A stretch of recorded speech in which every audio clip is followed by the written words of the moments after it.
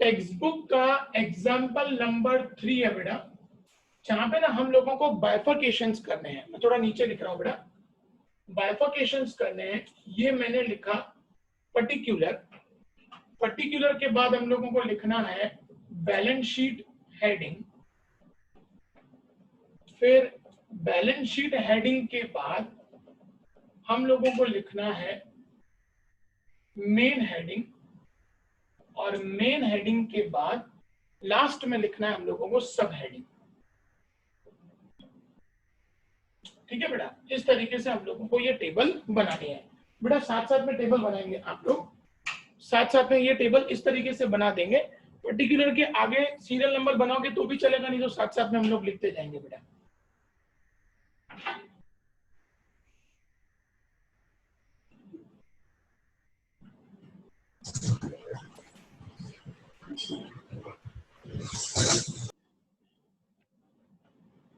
हाँ बेटा, अब टेबल इस तरीके से हम लोगों ने बना लिया है। एक मिनट बेटा, 2-3 बच्चे अभी आए हैं।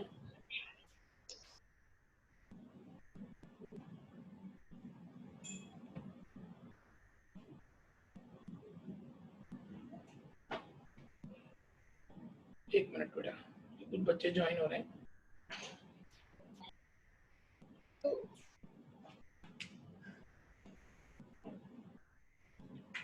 ये वृतिक कहाँ चला गया था भाई?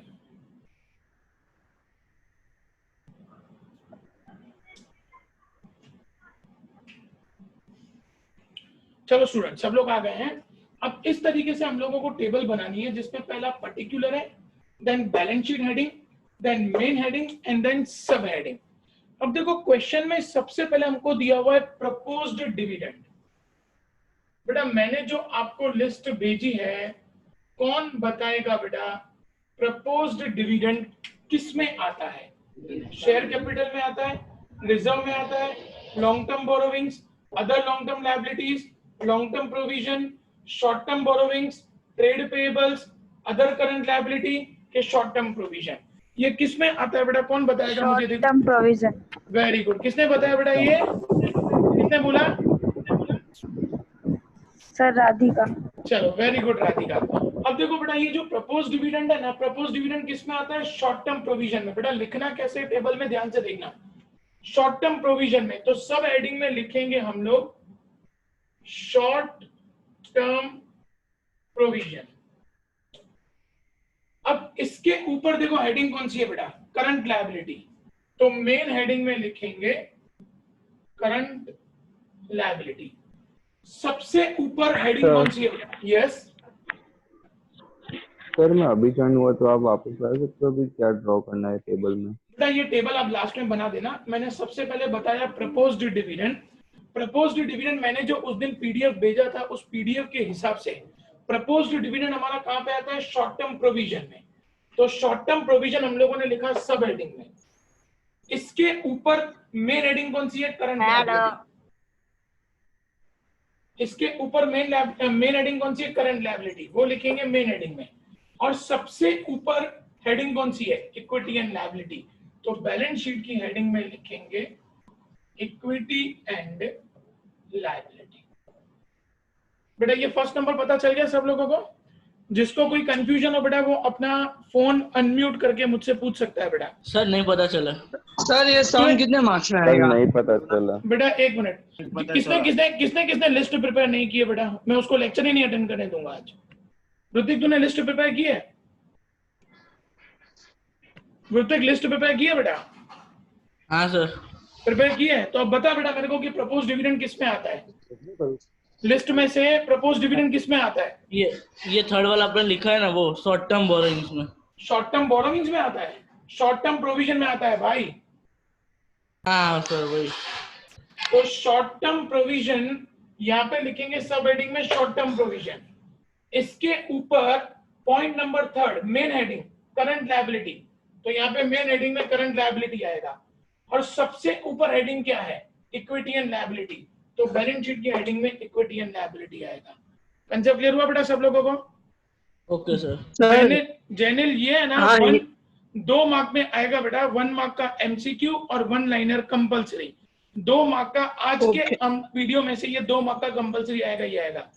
और ये सर तो मतलब ये वन लाइनर में कैसे पूछेंगे? वो पूछेंगे बेटा कि सपोज इक्विटी शेयर्स देंगे तो tell about the sub heading, main heading and balance heading heading of equity shares, या जैसे हम लोगों ने प्रपोज Okay. डिविडेंड किया तो tell us about main heading, sub heading and balance sheet heading of proposed dividend, ऐसा।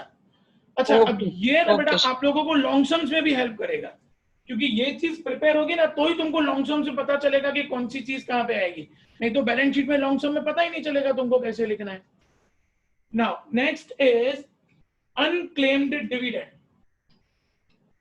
Unclaimed dividend कौन try करना चाहेगा बेटा? अनक्लेम्ड डिविडेंड कहां पे आएगा? Other current liability. Other current liability, very good very good very good. Other current liability, अब देखो बेटा लिखना कैसे है।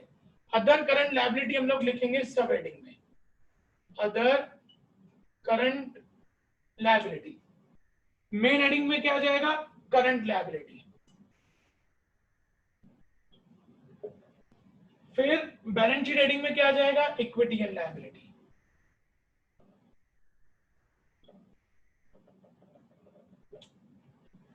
जिसको भी कुछ कंफ्यूजन हो बेटा पूछ सकता है, फिर से जिसको भी कंफ्यूजन हो पूछ सकता है बेटा। वृतिक पता चला? वृतिक,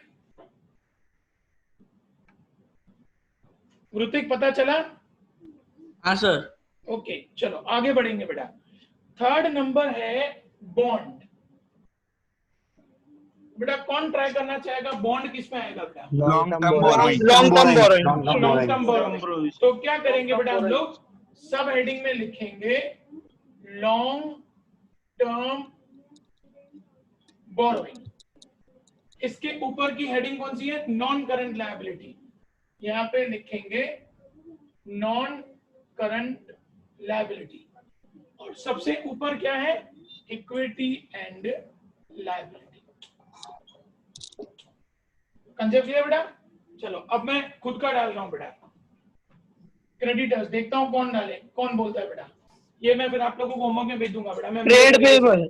ट्रेड ट्रेड पेबल। तो ये बस बस बस तो सब हेडिंग में लिखेंगे बेटा ट्रेड पेबल। फिर इसके ऊपर है करंट लायबिलिटी और इसके ऊपर है इक्विटी एंड लायबिलिटी।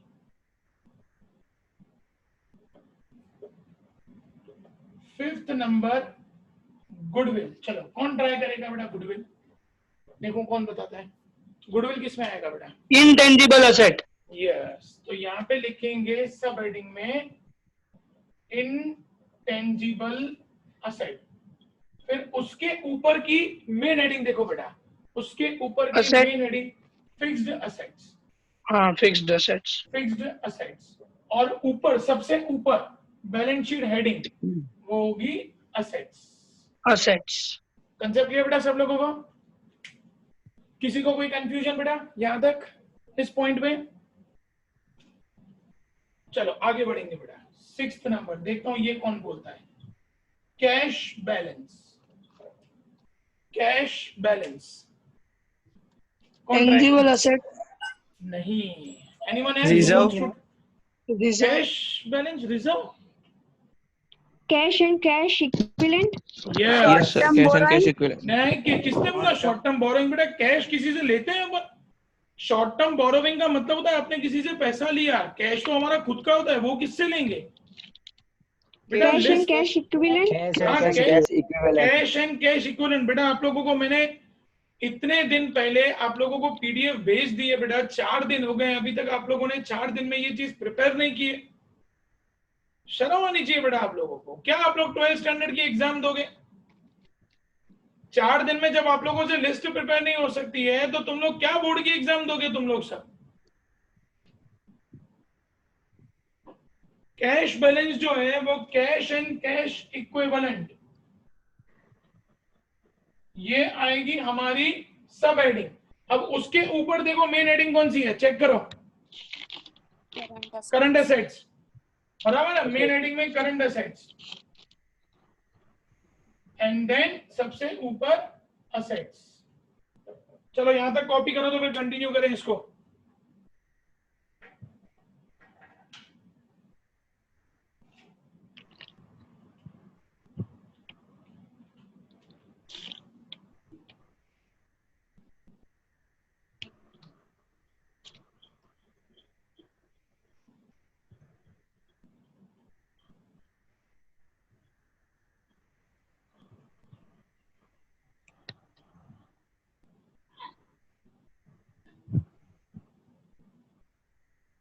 ध्रुव पटेल आ गया? ध्रुव पटेल?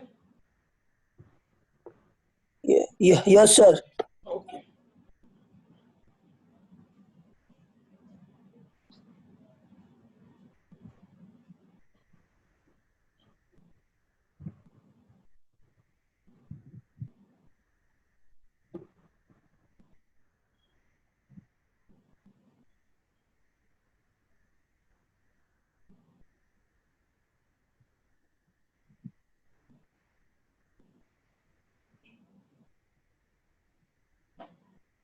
सर स्क्रीन नहीं दिख रही है।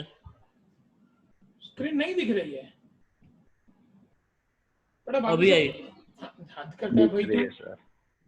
वो चली गई थी, घूमने चली गई थी बेटा।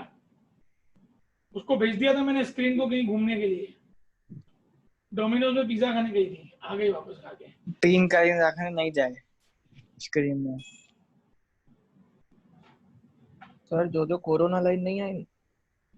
ના નહીં લઈ આવી ભાઈ।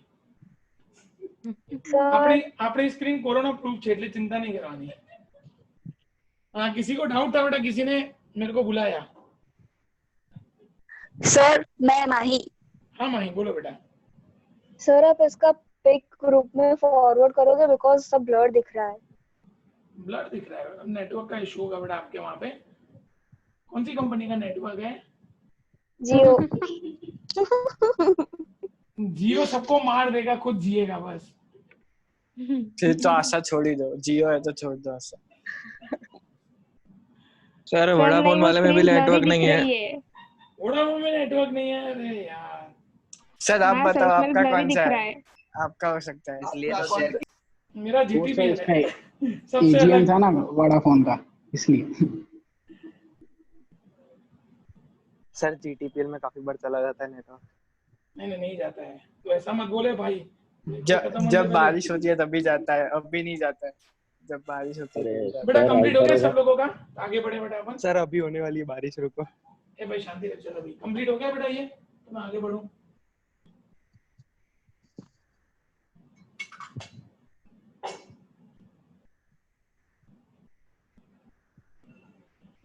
बेटा जिन लोगों ने ये लिस्ट प्रिपेयर नहीं की है ना, वो एक बार आज वापस से प्रिपेयर कर लेना।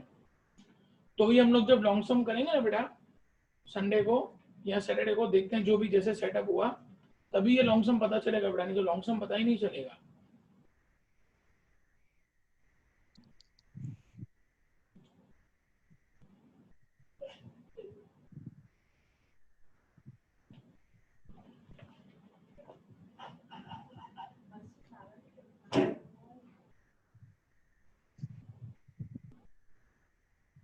बेटा कंप्लीट हो गया सब लोगों का? हाँ सर हो गया।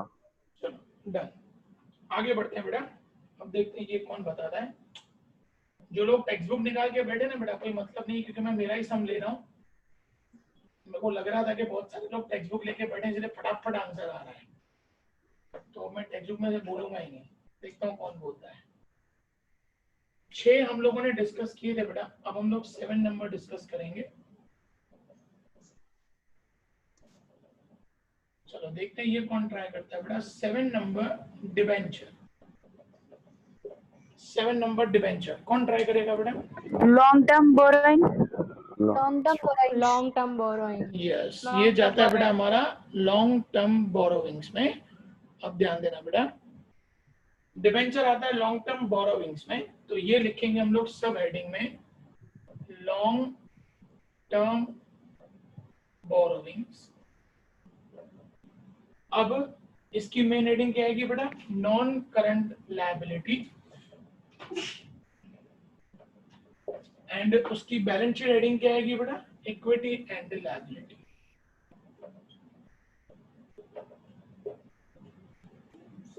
पॉइंट नंबर 8, ये देखते हैं कौन बोलेगा बेटा? Plant and machine. कौन ट्राई करेगा बेटा? Tangible asset. टेंजिबल है बेटा, Fixed फिक्स्ड एसेट लेकिन टेंजिबल। तो सब हेडिंग में लिखेंगे टेंजिबल एसेट्स, मेन हेडिंग में fixed assets, and then balance sheet heading में एसेट्स। 9th number debtors. चलो कौन बोलेगा बेटा डेटर्स किस में आता है? Trade receivable. Trade receivable. Yes. तो यहाँ पे सब हेडिंग में ट्रेड रिसीवेबल। अब बेटा सब हेडिंग में अपन ने लिखा ट्रेड रिसीवेबल, तो इसकी मेन हेडिंग देखो कौन सी है बेटा? मेन हेडिंग कौन सी है देखो? Current assets. Current assets. Very good बेटा। तो यहाँ पे मेन हेडिंग में लिखेंगे current assets and balance sheet heading में लिखेंगे assets. 10th number general reserve. देखता हूँ ये कौन बोलता है बेटा? General reserve. Reserve and surplus. Yes, ये किस में आएगा बेटा? Reserve and surplus. ये हमारी सब हेडिंग। सब हेडिंग में लिखेंगे रिजर्व एंड सरप्लस। अब इसकी हेडिंग कौन सी है बेटा? Share holders fund. ये मेन हेडिंग।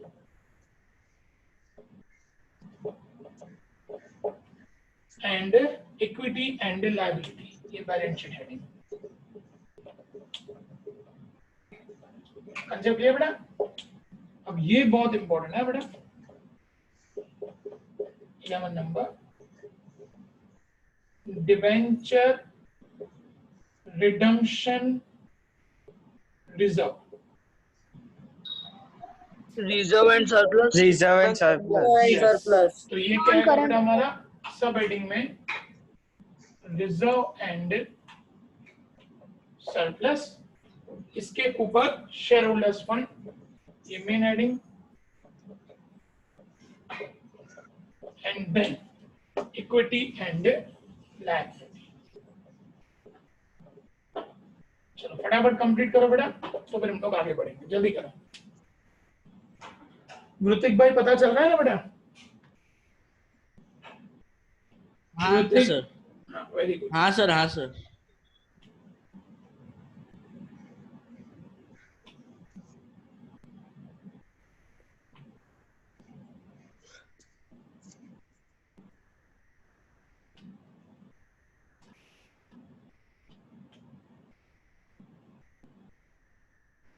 स्पीड रखना बेटा।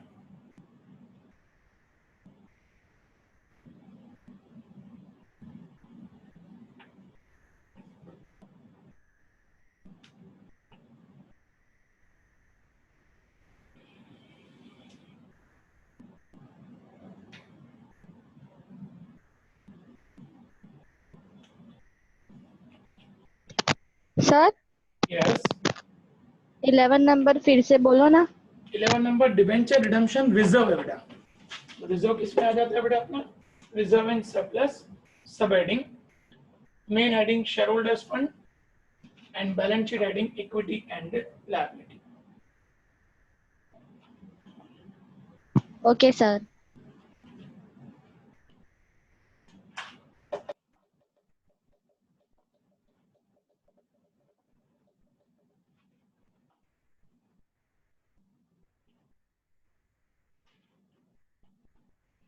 कुछ बच्चे ना अभी लेक्चर्स में नहीं आ रहे हैं, उनको बाद में मजा आएगा बोर्ड में।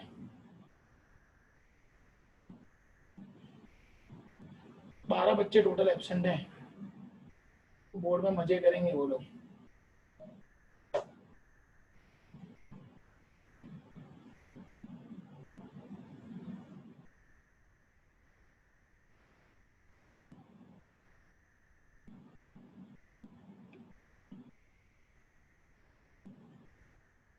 बेटा कंप्लीट हो गया सब लोगों का? Yes sir. सबका कंप्लीट हो गया बेटा? सर बाकी है। जल्दी जल्दी जल्दी। एक minute. No problem. Sir yes. 10th वाला बोलो ना एक बार। 10th वाला जनरल रिजर्व बेटा। तो रिजर्व्स किस में जाती हैं? सारी की सारी रिजर्व में, वो सब हेडिंग। उसके ऊपर की मेन हेडिंग है हमारी शेयर होल्डर्स फंड और बैलेंस शीट हेडिंग है equity and liability. Thank you sir. Okay बेटा। ऐसे ना कई सारे टर्म्स बेटा मैं आज आप लोगों को भेज दूंगा, रात को एक साथ ही भेज दूंगा बेटा, फिर आराम से उसको सॉल्व करके आप लोग मुझे सैटरडे तक भेज देना। कॉपी नहीं करना, उनको तुम्हारे पड़ोसी की कसम है अगर कॉपी किए तो। सर पड़ोसी की? हाँ गया पड़ोसी गया। पक्का सब कॉपी करके लिखेंगे 100%। वरुण तू चुप रहे। सब बड़े दिनों बाद बातें हो रही है यार, करने तो थोड़ी तो।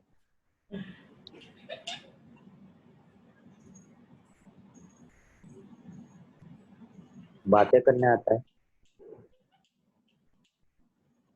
बेटा कंप्लीट हो गया सबका अभी? वो है हो गया। हो गया ना बेटा? चलो आगे बढ़ेंगे।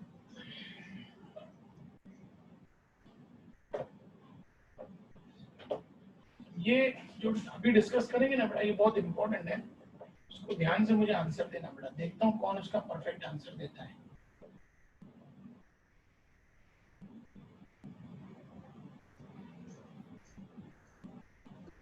हो गया सर। 11 नंबर तक डिस्कस किया ना, चलो 12 नंबर बेटा। Debentures redeemable during next year.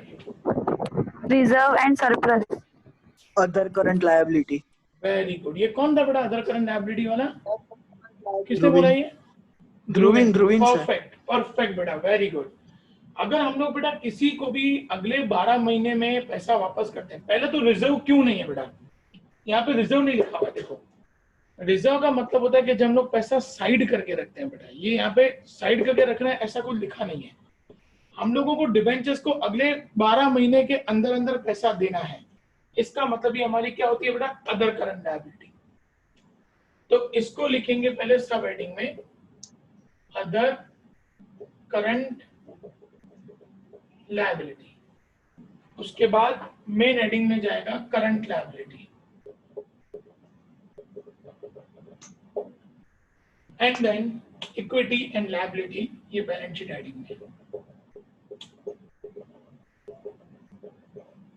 चलो 13 नंबर, ये देखते हैं कौन ट्राई करता है बेटा। Gratuity, long term provisions. Very good very good very good बेटा।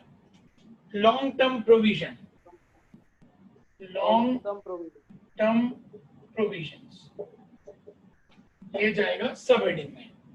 अब इसकी main heading non current liabilities and equity and liability.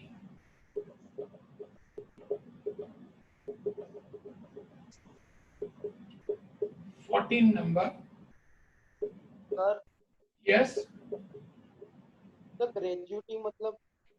Gratuity का मतलब क्या होता है बेटा कि जब वर्कर रिटायर होगा ना, तो उसके रिटायरमेंट पे जो हम लोग उसको पैसा देंगे ना बेटा, वो ग्रेचुटी कहलाता है। ठीक है, तो ये क्या होगा जब वो रिटायर होगा फ्यूचर में, लॉन्ग टर्म के बाद रिटायर होगा, इसलिए वो क्या होगा बेटा? लॉन्ग टर्म प्रोविजन होगा। और उसके ऊपर हेडिंग क्या है? Non current liability and equity and liability. चलो बिल्स रिसीवेबल बेटा, ट्रेड रिसीवेबल। ट्रेड रिसीवेबल हो भाई, पेबल नहीं। ट्रेड रिसीवेबल मेन हेडिंग में current assets and balance sheet heading में assets. 15 number outstanding interest on debenture, ये contract. Other current liability. Other current liability. Other current liability, other current liability, उसके ऊपर current liability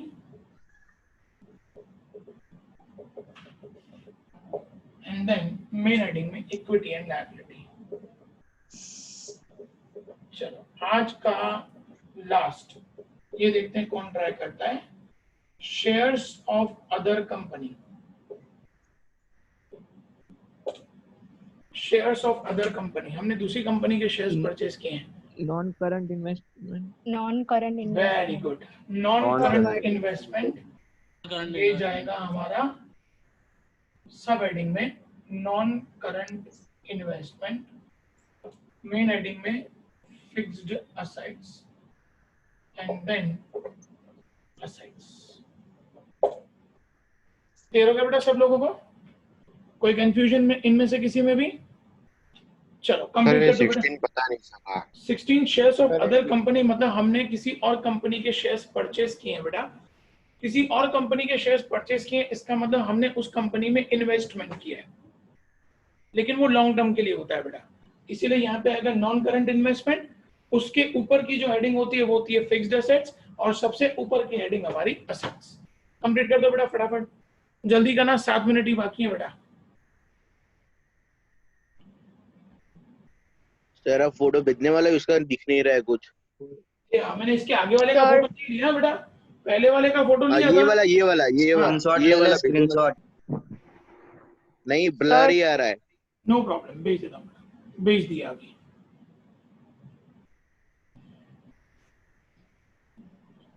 first वाला भेज दिया था, second वाला फिर मैंने नहीं भेजा है बेटा।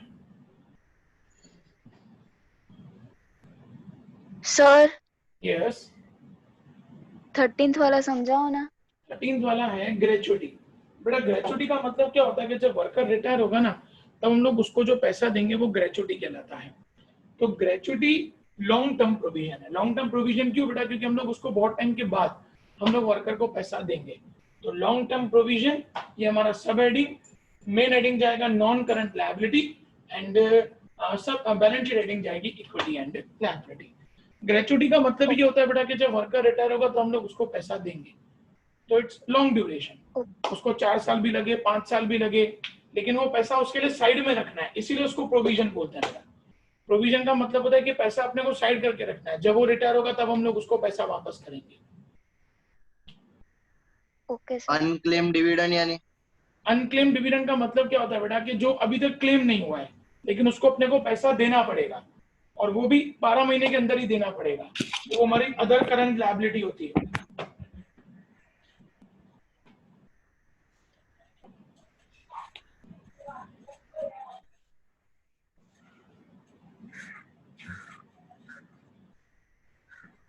बेटा स्पीड रखना, 5 मिनट ही बाकी हैं। Yes sir. हाँ ध्रुवीन, तो एफआईआई और एफडीआई दोनों नॉन करंट इन्वेस्टमेंट हुए ना?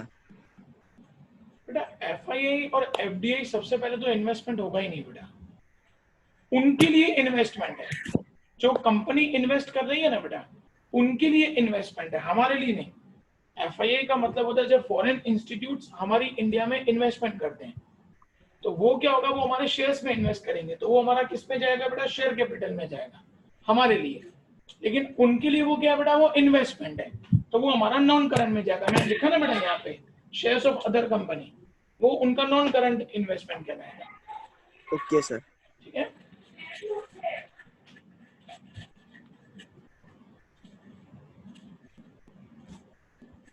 बेटा 4 मिनट बाकी है, फटाफट करो। Sir finish. ऋतिक फॉर्म में बउआ मार के बैठा है सर। जैनिल कंट्रोल। चापली ऑनलाइन ओए शांति शांति। अभी अलग अलग है इसलिए सर, ये सामने चापली तो आज तक नहीं बोला मेरे को। बस जैनिल, बस Jainil. Sir Tom and Jerry की जगह झगड़ते हैं दोनों, वरुण और डैनियल। ये हर्ष भाई तेरा आजकल होमवर्क रेगुलर नहीं आ रहा है भाई। अबे मैं कहाँ से आया इसमें बीच में? अभी बोल हर्ष। जिसको डिस्टर्ब हो रहा है बोल पूरा डॉक्टर के पास। कुछ भी हो भाई, होमवर्क के लिए तुमको इतना टाइम मिलता है, होमवर्क तो कंप्लीट करके सबमिट करो बेटा। हाँ सर, अगली बार गिर गए हैं सर। एक मिनट बेटा, आप लोगों को मैं एक चीज क्लियर कर दूं बेटा, गवर्नमेंट कब ये सब चीजें ओपन करने वाली है गवर्नमेंट को भी नहीं पता है। तो तुम लोग एकदम ऐसे रिलैक्स होके नहीं बैठना कि जब ओपन होगा स्कूल और सब हम लोग तब पढ़ाई करना चालू करेंगे, वो मगज में से निकाल देना बेटा, क्योंकि ये सरकार को भी नहीं पता कि स्कूल और कॉलेजेस और क्लासेस कब खुलने वाले हैं। तो हमको तो अभी ये माइंडसेट के साथ ही जाना है कि अभी अपने को और 3-4 महीने अपने को घर बैठ के ही पढ़ना है। सर वो कोर्स कम होने वाला है कि नहीं होने वाला? बेटा कोर्स कम कैसे होगा पता है? देखो जनरल चैप्टर कैंसिल नहीं कर रहे हैं वो लोग क्या कर रहे हैं? पर्टिकुलर टॉपिक कैंसिल कर रहे हैं खाली। अब 1 या 2 टॉपिक वो चैप्टर में कैंसिल करेंगे तो हमको बाकी तो पूरा चैप्टर करना ही पड़ेगा ना बेटा। हाँ, और वो भी बहुत छोटे कम नहीं करेंगे। हाँ, तो वो सिलेबस कम नहीं करने वाले बेटा वो लोग किसी भी एंगल से। और अपनी नेक्स्ट ईयर एग्जाम तो जैसे अपना शेड्यूल है मार्च में, तो वैसे ही होने वाली है। अच्छा। इस चीज का हमको ध्यान रखना है बेटा। सर अच्छा, थोड़ा ट्यूशन सब तो शुरू होंगे तो मतलब बेटा मैं वही बोल रहा हूँ, अभी तो सरकार खुद फिक्स नहीं है कि स्कूल कॉलेजेस और क्लासेस को कब से ओपन करना है। हमको तो अभी इसी माइंडसेट के साथ जाना है कि अभी हम लोग कम से कम अक्टूबर तक तो घर पे ही हमको बैठ के पढ़ाई करनी है। तो अभी अक्टूबर तक हमको उसी प्लानिंग के साथ जाना है बेटा। तो सोचो उसके बाद अपने पास तो टाइम ही नहीं बचेगा बोर्ड्स के लिए, इसीलिए अभी अपने को थोड़ा क्या सिलेबस भी खींचना पड़ेगा अभी थोड़ा। तो तुम लोग होमवर्क टाइम टू टाइम करोगे बेटा तो हम लोग सिलेबस को जल्दी खींच पाएंगे। बेटा ये कंप्लीट हो गया? हाँ बोल बोल जाने। वो सर बीए और इको के नोट्स के लिए एक डाउट है सर, मतलब हाँ बोलना बेटा क्या डाउट है? नोट्स में सर शॉर्ट आंसर्स भी ऐड करो ना, ढूंढने प्रॉब्लम होते हैं बेटा। उसमें क्या है, वो जानबूझ के मैंने ऐड नहीं किए हैं। इस बहाने क्या होगा ना, जनरल तुम्हारा पूरा चैप्टर का रीडिंग होगा बेटा, नहीं तो ऐसे कोई चैप्टर रीड ही नहीं करेगा। अब अगर कोई सेंटर में से कोई बीच में से क्वेश्चन आ गया तो वो कैसे पता चलेगा अपने को? चैप्टर रीड किया होगा ना पूरा, एक बार चैप्टर रीड कर लेने का। तुम लोग एक बार पूरा चैप्टर रीड कर लोगे ना बेटा तो अच्छे से तुमको पता चलेगा कि ये क्वेश्चन यहाँ पे है। इंपॉर्टेंट पॉइंट्स को अंडरलाइन करते जाने का, फिर तुम लोग आंसर फाइंड करने बैठोगे ना तो प्रॉब्लम नहीं होगा। और थोड़ा सा अब ना बेटा अपना थोड़ा सा अब अपना पैटर्न बदलो बेटा स्टडीज का। सुबह में जल्दी उठ के इको बीए पढ़ना शुरू करो। सुबह में जल्दी उठने से क्या होता है ना कि इको बीए मगज में जल्दी जाता है। सुबह में क्या कोई डिस्टर्बेंस होता नहीं है, तो सुबह 5 बजे उठ जाने का। वैसे भी सबका स्कूल 12 बजे तक खत्म हो जाता है, तो दिन में अपने को 2 घंटे सो जाने का ऐसा हो तो, लेकिन सुबह 5 बजे उठ जाने का। 5 बजे उठ के 5:30 बजे दोपहर से ज्यादा स्ट्रांग होती है बेटा वो। लेकिन सुबह में क्या होता है ना, सुबह में क्या होता है बेटा, अपना दिमाग है ना एकदम खाली होता है, तो क्या होता है सुबह में हमारी पढ़ाई बहुत अच्छे से हो सकती है। तो इसीलिए इको बीए की लर्निंग अपने को सुबह में ही करने की, 5:30 बजे से लेके 7:30 बजे तक कर लेने की। फिर नहा धो के तैयार होके स्कूल के लेक्चर्स अटेंड करने के, फिर दिन में फ्री होके 1-1.5 घंटा सो जाने का, उठ के अपने लेक्चर्स, देन फिर रात को आराम से होमवर्क करने बैठने का शाम को 6-7 बजे के बाद। थोड़ा स्केड्यूल्स बनाओ बेटा, अभी थोड़ी पढ़ाई करना चालू करो, नहीं तो प्रॉब्लम हो जाएगी बेटा। ये कॉपी डाउन हो गया सब लोगों का? चलो अभी मीटिंग खत्म होने वाली है बेटा, ठीक है मीटिंग खत्म होने वाली है बेटा। अब आप लोगों को इसका मैं होमवर्क सेंड कर दूंगा आज रात तक, और वो होमवर्क आप लोगों को सैटरडे तक कंप्लीट कर देना है। तो अगर सैटरडे को पॉसिबल हुआ तो मैं सैटरडे लेक्चर लूंगा, नहीं तो फिर संडे 1.5 घंटे का एक साथ लेक्चर ले लूंगा बेटा। चलो bye bye everyone. Bye bye sir bye bye bye bye.